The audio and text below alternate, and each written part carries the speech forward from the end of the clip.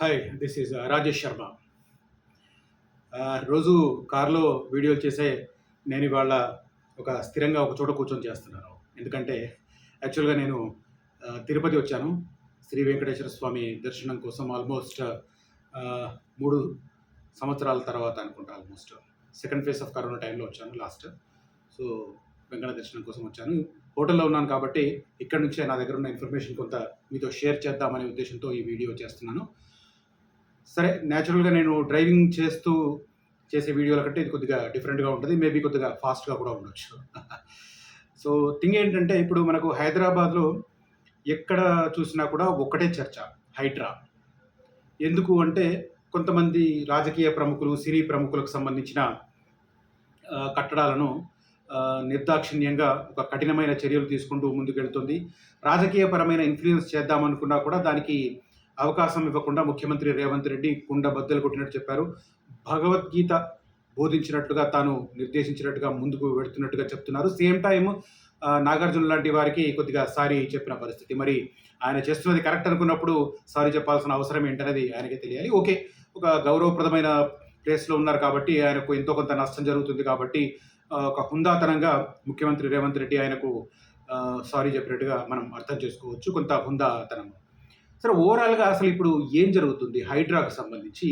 ఈ డిజాస్టర్ మేనేజ్మెంట్‌లో భాగంగా, అసెట్స్ ప్రొటెక్షన్ అండ్ మానిటరింగ్‌లో భాగంగా హైడ్రాకు సంబంధించి ఎలాంటి కార్యక్రమాలు ముందుకెళ్తున్నాయి? ఇది పెద్ద చర్చ.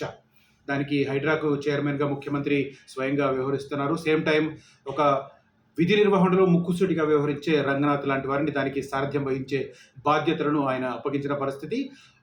దానికి అనుగుణంగానే రంగనాథ్ గారు ముందుకు వెడుతున్న పరిస్థితి కనిపిస్తుంది. ఎవరైనా కూడా రాజకీయ ప్రముఖులు కావచ్చు, సినీ ప్రముఖులు కావచ్చు, ఇతర సెలబ్రిటీస్ కావచ్చు, ఈ చెరువులకు సంబంధించి ఆక్రమణలు చేసుకొని బఫర్ జోన్‌లో కానీ లేదా ఎఫ్‌టీఎల్ పరిధిలో కానీ ఉంటే నిర్దాక్షిణ్యంగా వ్యవహరిస్తున్నారు. రాత్రికి చర్యలు తీసుకుంటున్నారు. సేమ్ టైమ్ తాను తీసుకుంటున్న చర్యలకు సంబంధించి కోర్టులకు కూడా స్పష్టంగా నివేదించిన పరిస్థితి కనిపిస్తుంది. బట్ ఇది సరిపోతుందా అంటే ఇప్పుడు ముందు ఇంకా ముసళ్ళ పండగ ఉందని చెప్పుకోవచ్చు. ఇంకా ముళ్ళ దారి ముందుంది అని చెప్పుకోవచ్చు. ఎందుకంటే గ్రేటర్ హైదరాబాద్ పరిధిలో 3,500కు పైగా చెరువులున్నాయి. మరి ఈ చెరువులన్నింటినీ పరిరక్షించడం సాధ్యమవుతుందా అంటే నిజంగానే సాధ్యమవుతుంది, ఇదే స్థాయిలో కఠినంగా వ్యవహరిస్తే. కానీ కొన్నింటి విషయంలో ముక్కుసూటిగా వ్యవహరించలేని పరిస్థితి కూడా ఉందని చాలామంది అభిప్రాయపడుతున్నారు. చాలామంది దీనికి సంబంధించి చర్చలు కూడా చేసుకుంటున్న పరిస్థితి కనిపిస్తుంది. అయితే ఇప్పటి వరకు 3,100కు పైగా చెరువులను సర్వే చేశారు. నేషనల్ రిమోట్ సెన్సింగ్ ఏజెన్సీ ద్వారా వీటికి సంబంధించి సర్వే పూర్తయిన పరిస్థితి. రిమోట్ సెన్సింగ్ దీనికి వాడుకుంటున్నారు. ఇంకా 400కు పైగా చెరువులను కూడా సర్వే చేయాల్సిన పరిస్థితి. సరే, ఇది ఓవరాల్‌గా గణాంకాలు. అంటే 3,500కు పైగా ఉన్న చెరువులకు సంబంధించి నేషనల్ రిమోట్ సెన్సింగ్ ఏజెన్సీ ద్వారా ఇప్పటి వరకు 3,100 చెరువులను సర్వే చేశారు. సర్వే చేయడం అంటే ఏంటి? ఎఫ్‌టీఎల్ పరిధిలో. ఎఫ్‌టీఎల్ అంటే తెలుసు కదా, ఫుల్ ట్యాంక్ లెవెల్‌కి సంబంధించి. అంటే ఆ చెరువులకు సంబంధించి ఫుల్ ట్యాంక్ గనక నిండితే, ఆ చెరువులు పూర్తి స్థాయి నీటి మట్టాన్ని గనక చేరుకుంటే ఏ స్థాయి వరకు నీరు నిల్వ ఉంటుంది, బ్యాక్ వాటర్ ఎక్కడెక్కడి వరకు ఉంటుంది, అంత పరిధిలో ఎలాంటి కట్టడాలు, ఎలాంటి శాశ్వత నిర్మాణాలు చేపట్టకూడదు అన్న నిబంధన. ఎఫ్‌టీఎల్ అనేది చాలా మందికి అర్థమైంది. కానీ బఫర్ జోన్ అనేది చాలా మందికి అర్థం కాని పరిస్థితి. అసలు బఫర్ జోన్ అంటే ఏంటి? అంటే ఒక నీటికి సంబంధించిన ఏర్పాటు కావచ్చు, అది సరస్సు కావచ్చు, చెరువు కావచ్చు, కాలువ కావచ్చు, లేదా ఒక నాలా కావచ్చు, ఏదైనా కావచ్చు. దీనికి సంబంధించి బఫర్ జోన్‌గా కొంత ప్రాంతాన్ని పరిగణిస్తారు. అంటే బఫర్ జోన్ అర్థం ఏంటంటే ఆ పర్టిక్యులర్ చెరువు కావచ్చు, ఉదాహరణకు చెప్తున్నాను, ఆ పర్టిక్యులర్ చెరువు లేదా కుంటనో కావచ్చు, దానికి సంబంధించి ఎలాంటి పర్యావరణ పరంగా ఎలాంటి హాని జరగకుండా నిర్దేశించిన ప్రాంతంని మనం బఫర్ జోన్ అంటాం. ఉదాహరణకు ఒక చెరువు ఉంది. ఆ చెరువు ఫుల్ నిండినప్పుడు ఎక్కడ దాకా బ్యాక్ వాటర్ ఉంటుంది అనేది ఒక అంచనా ఉండొచ్చు. అట్ ద సేమ్ టైం దానికి ఎగువ భాగాన కావచ్చు, లేకపోతే దాని ఇటుపక్కనో అటుపక్కనో కావచ్చు, ఒక కన్జర్వేటివ్ ఏరియా ఉండొచ్చు, ఫారెస్ట్ ఉండొచ్చు. ఆ ఫారెస్ట్ ఆ చెరువుకు ఒక పరిరక్షణగా ఉండవచ్చు. అదే రకంగా కొన్ని వాల్స్ ఉండవచ్చు. అదే రకంగా కొన్ని ఆ చెరువును పరిరక్షించేందుకు ముందు ప్రభుత్వాలు గతంలోనే దశాబ్దాల క్రితం కొన్ని నిర్ణయాలు తీసుకోవచ్చు. ఇలాంటివన్నింటినీ కలిపితే మనం బఫర్ జోన్గా పేర్కొంటున్నాం. మొత్తం మీద ఆ వాటర్ ట్యాంక్ ఏదైతే ఉందో, కాల్వ కావచ్చు, సరస్సు కావచ్చు, కుంట కావచ్చు, చెరువు కావచ్చు, దానికి ఏ రకంగానూ హామీ జరగకుండే ఉండే జోన్ని బఫర్ జోన్గా పరిగణిస్తున్నారు. నిజానికి ఒక చెరువు ఉంది. ఆ చెరువుకు ఎక్కడో ఒక 10 కిలోమీటర్ల దూరంలో ఒక అటవీ ప్రాంతం ఉంది. ఆ అటవీ ప్రాంతాన్ని డిస్టర్బ్ చేయడం కూడా ఆ చెరువును డిస్టర్బ్ చేయ కిందనే పరిగణించాల్సి వస్తుంది. ఈ రకంగా FTL ఫుల్ ట్యాంక్ లెవెల్ కావచ్చు, అదే రకంగా బఫర్ జోన్ కావచ్చు, ఈ రెండింటి విషయాల్లో ఎలాంటి ఉల్లంఘనలు జరిగినా కూడా ఖచ్చితంగా నిర్ణయాలు తీసుకోవాల్సిందే, ఆ కట్టడాలను కూల్చివేయాల్సిందే. తద్వారా హైడ్రా ద్వారా ఈ హైదరాబాద్కు సంబంధించి శాశ్వతంగా వచ్చే తరాలకు కూడా ఈ చెరువులను, కుంటలను అందించాలనే ఒక సంకల్పం ఈ ప్రభుత్వంలో కనిపిస్తుంది. నిజానికి అది చాలా మంచిది. కానీ ఇక్కడ కేవలం కట్టడాలు నిర్మించుకున్న వారికే జరగాల పరిష్కారం, వారికి శిక్ష వారికే పడాలా? మరి గతంలో అనుమానించిన వాటికి సంబంధించిన అనుమతులు జారీ చేసిన అధికారుల పరిస్థితి ఏంటి? ఇప్పుడు అదే పెద్ద ప్రశ్న. నిజానికి మనందరికీ తెలుసు, అక్కినేని నాగార్జున తన ఎన్ కన్వెన్షన్ సెంటర్ను కూల్చివేసిన తర్వాత ఒక ట్వీట్ చేశారు. దాంట్లో తనకు అన్ని అనుమతులు ఉన్నాయని చెప్తున్నారు ఆయన. నిజానికి అనుమతులు ఉండొచ్చు, ఎందుకంటే ఆ రోజుల్లో అధికారులు ఎవరైనా ఆయనకు అనుమతులు ఇచ్చి ఉండొచ్చు. వారు నిజానికి నిబంధనలు ఉల్లంఘించిన వారు అవుతారు.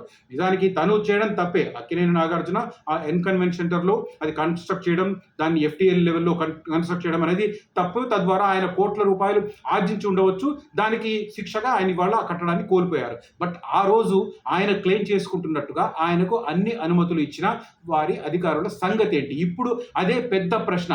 నేను అందుకే నా తమ్నెల్లో క్లియర్గా పెట్టాను, హైడ్రా ఆపరేషన్ HMDAలో పరేషాన్ అని చెప్పి. ఎందుకంటే HMDAలో ఉన్న అధికారులు దీనికి సంబంధించి అనుమతులు అన్ని జారీ చేశారు. మరి వాళ్ళు చూడాలి కదా, అది FTL పరిధిలో ఉందా, బఫర్ జోన్లో పరిధిలో ఉందా? ఇవన్నీ జాగ్రత్తలు తీసుకున్న తర్వాతనే వాళ్ళు అధికారులు అనుమతులు జారీ చేయాలి. ఆ రోజు వాళ్ళు అనుమతులు ఇచ్చారు, ఆయన దాన్ని కన్స్ట్రక్ట్ చేసుకున్నారు, ఇంతకాలం దాని ద్వారా ఆయన కోట్లాది రూపాయలు ఆర్జించారు. ఇవాళ అది కోల్పోయినందుకు ఆయన బాధపడుతున్న పరిస్థితి కనిపిస్తుంది. నిజానికి ఆ బాధలో న్యాయం ఉందని చెప్పి నేను అనను. కానీ అట్ ద సేమ్ టైం అనుమతులు తీసుకున్నారు. అనుమతులు తీసుకోవడానికి ఆయన బ్రైబింగ్ చేశారా? ఏ రకంగా తీసుకున్నారు? ఇన్ఫ్లుయెన్స్ ఉపయోగించారా? పొలిటికల్ ఇన్ఫ్లుయెన్స్ ఉపయోగించారా? లేకపోతే సెలబ్రిటీగా తనకున్న హోదాను వాడుకున్నారా? ఏ రకంగా చేశారు అనేది మనకు తెలియదు. ఇప్పుడు బ్రైబ్ చేయవచ్చు, హోదాను వాడుకోవచ్చు, రాజకీయ ప్రముఖుల సహాయం కూడా తీసుకోవచ్చు. ఏదైనా జరిగి ఉండొచ్చు. అనుమతులు అయితే తీసుకున్నారు. అనుమతులు తీసుకుని ఆయన ఎన్ కన్వెన్షన్ సెంటర్ని కట్టిన పరిస్థితి. మరి ఆ రోజు అనుమతులు ఇచ్చిన అధికారుల పరిస్థితి ఏంటి? ఇప్పుడు అదే పెద్ద ప్రశ్నగా మారుతుంది. హైడ్రా ఒకవైపు యాక్షన్ ప్లాన్తో ముందుకెళ్తుంది, చాలా దూకుడుగా వెళ్తుంది, బుల్డోజర్ తీసుకొని ఎక్కడికక్కడ కొట్టిపారేస్తుంది. కొన్ని గంటల వ్యవధిలోనే భారీ కట్టడాలను కూల్చివేస్తున్న పరిస్థితి చూస్తున్నాం. దానికి సంబంధించి మీడియాలో చాలా కోలాహలం కూడా మనం చూస్తున్న పరిస్థితి కనిపిస్తుంది. ఎన్ కన్వెన్షన్ సెంటర్ విషయంలో కాస్త సెలబ్రిటీ కాబట్టి కొద్దిగా హైప్ ఎక్కువ క్రియేట్ అయింది. ఇదే దూకుడు ఇంకా ముందుకెళ్లే సంకేతాలు కనిపిస్తున్నాయి. దాదాపు 60 చెరువులకు సంబంధించి ఈ బఫర్ జోన్లో కానీ FTL పరిధిలో కానీ ఉన్న వాటిని కూల్చివేయాలని ప్రభుత్వం ఒక సంకల్పంతో ముందుకెళ్తుంది. హైడ్రా ఆ ఆపరేషన్ను సక్సెస్ఫుల్గా కొనసాగిస్తుంది. At the same time Revanth Reddy సర్కార్ మరో బాంబు పేల్చబోతుంది. ఎందుకంటే ఒక ACP స్థాయి అధికారిని హైడ్రాకు ఒక స్పెషల్ పోలీస్ స్టేషన్ను క్రియేట్ చేసి ఆ పోలీస్ స్టేషన్కు ACP స్థాయి అధికారిని పెడుతున్నారు. ACP స్థాయి అధికారి అంటే మెకానిజం చాలా పెద్ద లెవెల్లో ఉంటుంది. దాదాపు 70 మంది అధికార గణాన్ని కూడా దానికి అటాచ్ చేయబోతున్నారు ఈ ఆపరేషన్లో ముందుకు వెళ్ళడానికి. మొత్తం మీద GHMC కావచ్చు, పోలీసు అధికారులు కావచ్చు, అదే రకంగా వీరికి సహాయపడేందుకు రెవెన్యూ అండ్ ఇరిగేషన్ స్టాఫ్, ఈ రకంగా ఇన్ని శాఖలకు సంబంధించి దాదాపు 70 మందిని వినియోగించబోతున్నారు. అంటే ఇక్కడ హైడ్రా ఆపరేషన్ HMDAతో పాటు ఈ అనుమతులు మంజూరు చేసిన ఏ సంస్థలు ఉన్నాయో ఆ సంస్థలకు సంబంధించిన అధికారుల అందరిపైన కూడా ఒక నిఘా పడబోతోంది. వారికి సంబంధించిన యాక్షన్ ప్లాన్ కూడా త్వరలో బిగిన్ కాబోతుంది అన్న ఇండికేషన్స్ ఇప్పుడు మనకు ఈ తాజా నిర్ణయం ద్వారా తెలుస్తుంది. నేను ఇంతకుముందు వీడియోలోనే చెప్పాను, ACP స్థాయి అధికారిని నియమించడంతో పాటు ఒక ప్రత్యేక పోలీస్ స్టేషన్ను, దానికి ఒక 70 మంది సీనియర్ అధికారులను అటాచ్ చేయబోతున్నారు. ఆ అధికార గణంలో GHMC, పోలీసు, అదే రకంగా ఇరిగేషన్, అదే రకంగా రెవెన్యూ, ఈ డిపార్ట్మెంట్లకు సంబంధించిన వారు ఉండబోతున్నారు. ఎందుకంటే ఒక చెరువుకు సంబంధించి FTL పరిధి, బఫర్ జోన్ పరిస్థితి తెలియాలంటే ఖచ్చితంగా ఇరిగేషన్ శాఖ అధికారులు ఉండాలి, అదే రకంగా రెవెన్యూ సిబ్బంది కూడా ఉండాల్సిన పరిస్థితి. కాబట్టి ఈ 4 శాఖలకు సంబంధించిన అధికారులను సమన్వయం చేస్తూ హైడ్రా ఇంకొక భారీ యాక్షన్ ప్లాన్కు సిద్ధమవుతుంది. ఆల్రెడీ హైడ్రా తీసుకుంటున్న చర్యల కారణంగా చాలా పెద్ద ఎత్తున ప్రకంపనలు కనిపిస్తున్నాయి.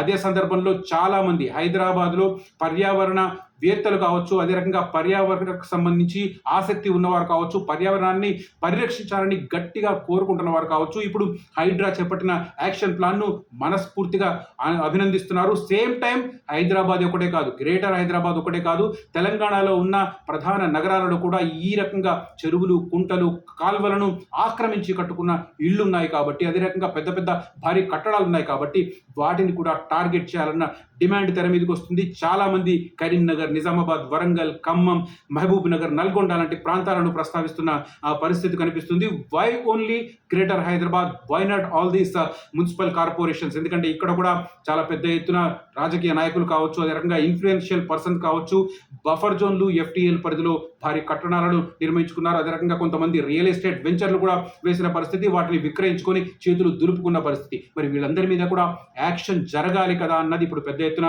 చర్చ జరుగుతుంది. మరి ఈ హైడ్రా ఆపరేషన్ ఇలాంటి ఆపరేషన్, ఎందుకంటే హైడ్రా అనేది Hyderabad disaster management and assets monitoring and protection పేరు మీద ఏర్పాటైంది కాబట్టి ఇది గ్రేటర్ హైదరాబాద్ పరిధికే పరిమితం కావచ్చు. కానీ సిమిలర్ సంస్థను ఇంకొక దాన్ని ఏర్పాటు చేసి మొత్తం రాష్ట్ర వ్యాప్తంగా కూడా ఈ ఆపరేషన్ టైప్ తీసుకెళ్లే అవకాశం ఉందా అన్న చర్చ కూడా పెద్ద ఎత్తున కొనసాగుతుంది. ఒకవేళ ఇదే జరిగితే మాత్రం గతంలో ఇలాంటి నిర్మాణాలకు అనుమతించిన అధికార గణంలో మాత్రం ఖచ్చితంగా వెన్నులు వణుకు రావాల్సిన అవసరం కనిపిస్తుంది. తద్వారా ఇప్పటి నుంచైనా ఇలాంటి అనుమతులు ఇవ్వడానికి కొంత జాగ్రత్త పడతారు, భయపడతారు అన్న ఒక ఇండికేషన్ కనిపిస్తుంది. మొత్తం మీద పర్యావరణాన్ని కాపాడాలి, సేమ్ టైం సిటీల ఎక్స్పాన్షన్ కు సంబంధించి కూడా దానికి అనుగుణంగా నిర్ణయాలు తీసుకోవాలి. ఈ విషయంలో కొంత ముఖ్యమంత్రి రేవంత్ రెడ్డికి చాలా క్లారిటీ ఉన్నట్టు కనిపిస్తుంది. ఆయన క్లారిటీతోనే ముందుకెట్టినట్టుగా కనిపిస్తుంది. కొంతమంది ప్రెషర్స్ పెడుతున్నారు. సేమ్ టైం వైనాడ్ కాంగ్రెస్ నాయకులు, అదే రకంగా ఎంఐఎం నాయకులకు సంబంధించి కూడా ఎఫ్టీఎల్ పరిధిలో కన్స్ట్రక్షన్స్ ఉన్నాయంటున్నారు. ఎంఐఎం శాసనసభాపక్ష నాయకుడు అక్బరుద్దీన్ ఓవైసీకి సంబంధించిన విద్యా సంస్థలు కూడా ఎఫ్టీఎల్ పరిధిలో నిర్మించారని చెప్పి దానికి సంబంధించి బీజేపీ చెబుతున్న పరిస్థితి కనిపిస్తుంది. మొత్తం మీద మరి బీజేపీ రేజ్ చేస్తున్న పాయింట్లను కూడా రేవంత్ రెడ్డి గారు పరిగణలోకి తీసుకుంటారా?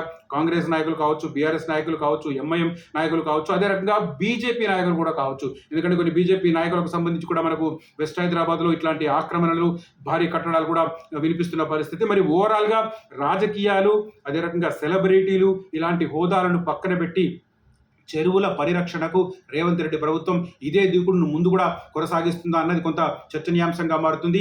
మొన్నటి మాటల్లో మాత్రం ఆయన చాలా స్పష్టంగా చెప్పారు, భగవద్గీత బోధనానుసారం తాను ముందుకు వెళుతున్నాను, ఎవరికైనా ఇబ్బంది కలిగితే నన్ను క్షమించండి అని చెప్పి ఏకంగా నాగార్జున పేరును కూడా ప్రస్తావించిన పరిస్థితి కనిపిస్తుంది. ఓ రకంగా హైడ్రా ఆపరేషన్ హెచ్ఎండిఏ లాంటి సంస్థల్లో ప్రకంపనలు రేపుతుంది. ఇదే సిమిలర్ ఆపరేషన్ కనుక అక్రాస్ ద స్టేట్ కూడా స్టార్ట్ చేస్తే ఇంకా ఎలాంటి ప్రకంపనలు మొదలవుతాయనేది చెప్పాలి. ఈలోగా మరి రాజకీయ జోక్యాలు కావచ్చు, రాజకీయపరమైన ఒత్తిళ్లు కావచ్చు, వాటిని రేవంత్ రెడ్డి గారు ఎలా ఎదుర్కొంటారనేది కూడా కొంత ఆసక్తి రేకెత్తిస్తున్న పరిస్థితి. ఓవరాల్గా హైడ్రా ఆపరేషన్ హెచ్ఎండిఏలో పరేషాన్ అనేది మనకు చాలా క్లియర్గా కనిపిస్తుంది. ఇది ఇప్పుడు అంత పూర్తి స్థాయిలో ప్రకంపనలు రేకెత్తిస్తున్న పరిస్థితి. మరి స్పెషల్ పోలీస్ స్టేషన్ కూడా ఏర్పాటై దానికి ఏసీపీ స్థాయి అధికారి నియమితమై పూర్తి స్థాయిలో ఒక అధికార యంత్రాంగం ఏర్పడి ఆ ఆపరేషన్ మరింత దూకుడుగా వెళితే ఇంకెన్ని ప్రకంపనలు మనకు కనిపిస్తాయి, వెలుగు చూస్తాయి, ఎన్ని సంచలనాలను మనం చూడబోతున్నామన్నది ఇంట్రెస్టింగ్గా మారుతుంది. ఓవరాల్గా ఇది నేను లేటెస్ట్ అప్డేట్తో ఈ వీడియో చేస్తున్నాను. If you like my comment and video, ఈ కంటెంట్ మీకు నచ్చితే నా వీడియోని లైక్ చేయండి, షేర్ చేయండి, అదే రకంగా నన్ను మరింతగా ప్రోత్సహించమని మిమ్మల్ని కోరుకుంటున్నాను. Thank you for watching this video. Signing off, Rajesh Sharma.